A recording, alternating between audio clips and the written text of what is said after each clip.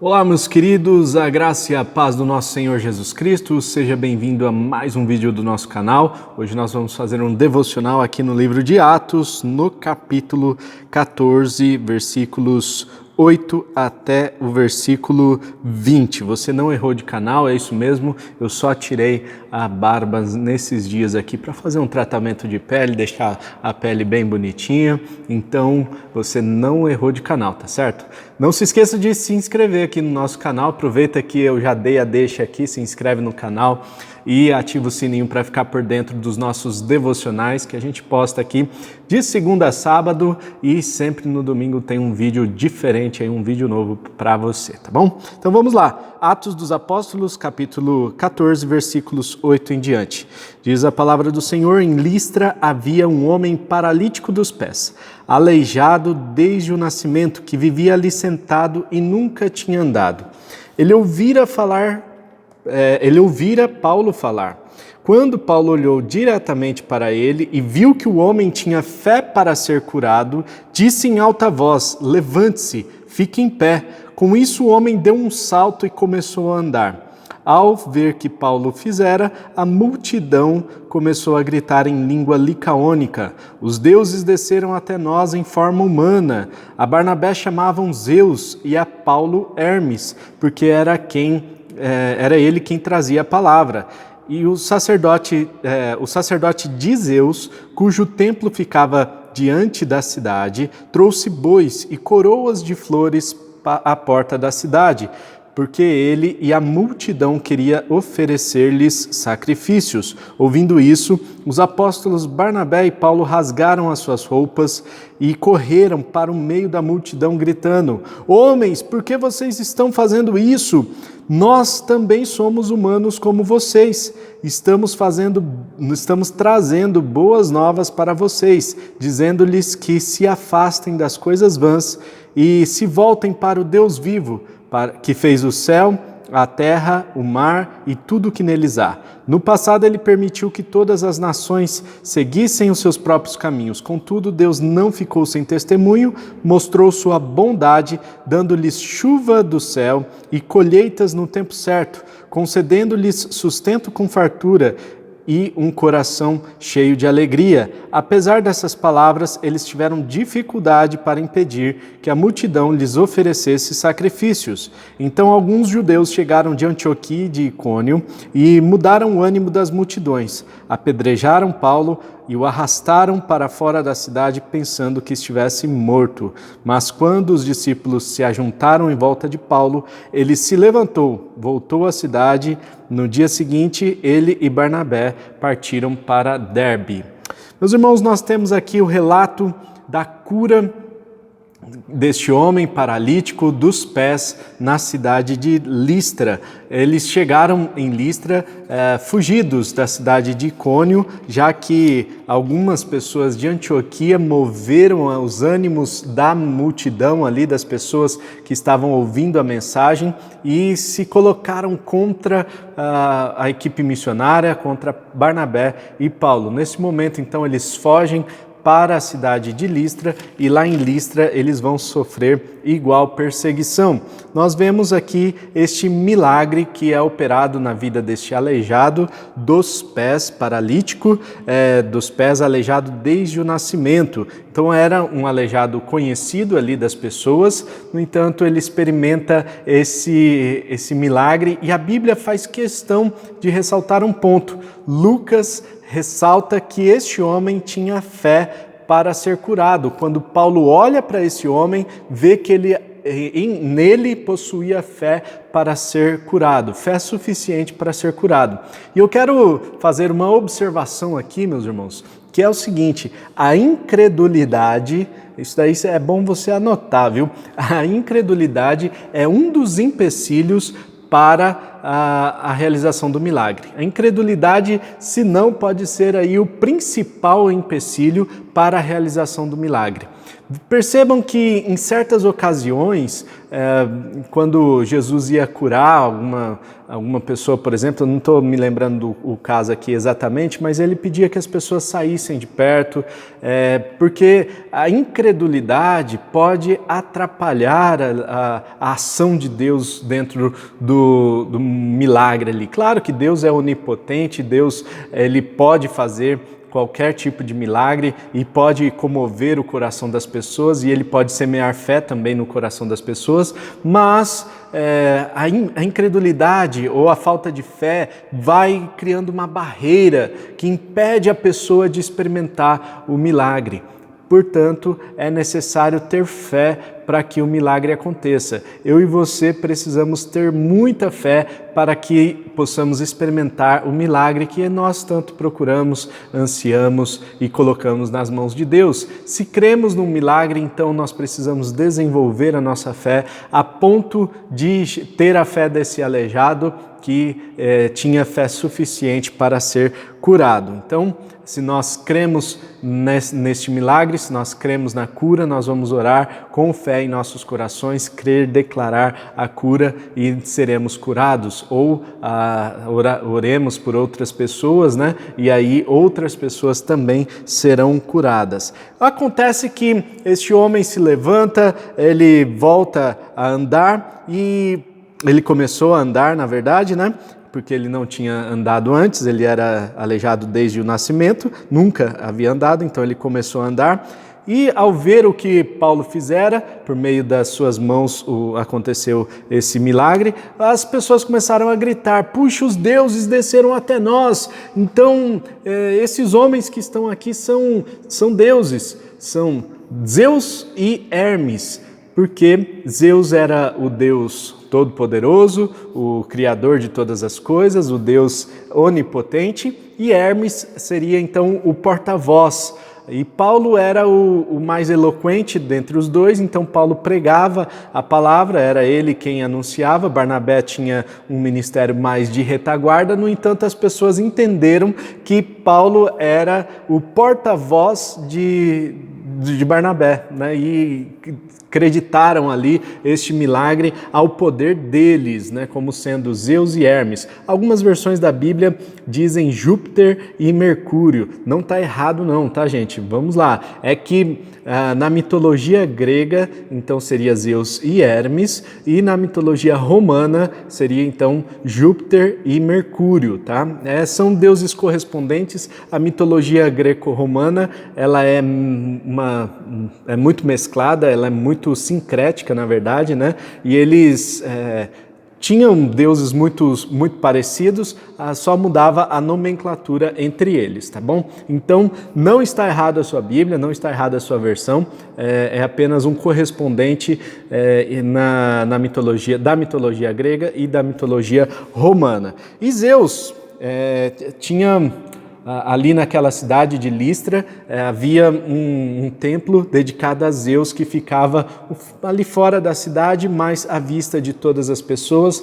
As pessoas então iam adorar a Zeus ali naquele templo. E mais interessante, o Deus, né, que eles acreditavam, Deus com letra minúscula aí, né, Zeus, era quem controlava a chuva, quem controlava as colheitas. Então todo o sacrifício, o dízimo das primícias eram oferecidos a Zeus.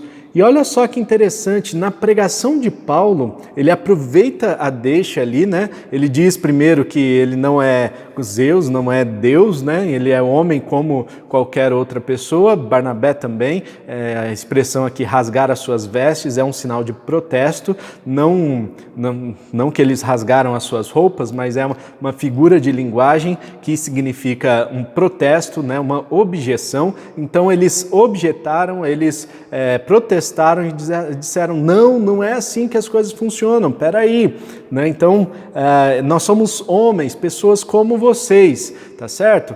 Então não precisa oferecer nenhum tipo de sacrifício. As pessoas começaram a trazer sacrifícios para eles. dizendo, olha, os deuses desceram à terra, então a gente precisa oferecer sacrifícios a eles. E Paulo e Barnabé então tiveram que conter ali, tiveram bastante dificuldade, segundo o texto bíblico, tiveram dificuldades de conter o movimento de pessoas querendo oferecer sacrifícios a eles. No entanto, nós vemos, irmãos, que a tendência do homem à idolatria é muito grande, né? Idolatria principalmente a pessoa que operou o milagre, quando na verdade o milagre foi operado por meio das mãos de Deus, pelo nome de Jesus. E aí Paulo faz esse paralelo, conecta, né? Então isso a gente chama de ponto de contato numa cultura. Quando você vai pregar o evangelho para alguma outra pessoa que tem uma cultura diferente, alguma pessoa que está ali de alguma forma se aproximando de você, então você precisa ter algum ponto de contato, alguma coisa que pince, né? Então você vai ali pinçar o assunto, pinçar aquele ponto de contato para que a sua palavra conecte com a cultura da pessoa e vai fazer muito sentido. Então Paulo percebeu que todo aquele movimento de sacrifícios era porque havia sacrifícios então para as chuvas, para as colheitas no tempo certo, né? E eles acreditavam que Zeus então era o Deus da colheita, o Deus que sustentava todas as coisas. E aí ele conecta esse ponto falando, olha, não é Zeus, mas é Deus, nosso Deus Jeová, né? O nosso Deus Jeová. Ele é o Criador de todas as coisas, Ele dá a chuva no tempo certo, Ele derrama a chuva no tempo devido, né? A colheita no tempo certo e ainda dá um coração cheio de alegria para vocês. Então, mais do que Zeus fazia, Deus pode fazer muito mais porque Ele tem muito mais poder, Ele pode dar uma alegria única, né, para vocês. Então, depois dessa pregação em que Paulo usa esse ponto de contato para conectar a cultura deles, percebe-se que algumas pessoas lá conspiradoras, né, que vieram lá de Antioquia, foram seguindo o rastro de Paulo até chegar à cidade de Listra e apedrejaram a Paulo de modo que ele foi arrastado para fora da cidade pensando que estivesse morto. Meus irmãos, se Lucas, que era médico, né, afirma que Paulo estava morto, é muito provável que ele tenha passado aqui por uma experiência de ressurreição, né? É muito interessante a gente pensar nessa questão, é um milagre atrás do outro realmente, e eu me dou conta de que Paulo pode ter passado aqui nessa experiência em particular por uma ressurreição, né? Ele pode ter sido ou ter passado aí por um estado de quase morto, né? Porque diz o texto que pensaram que ele estivesse morto, né? Mas pense só, ele tinha aí todos os indícios para estar morto, foi apedrejado, foi arrastado para fora da cidade, enfim, né? Tudo aconteceu ali promovendo a morte dele. No entanto, quando os discípulos ficaram ao redor dele, ele se levanta e olha a resiliência desse homem. Ele se levanta e volta para onde? Volta para a cidade.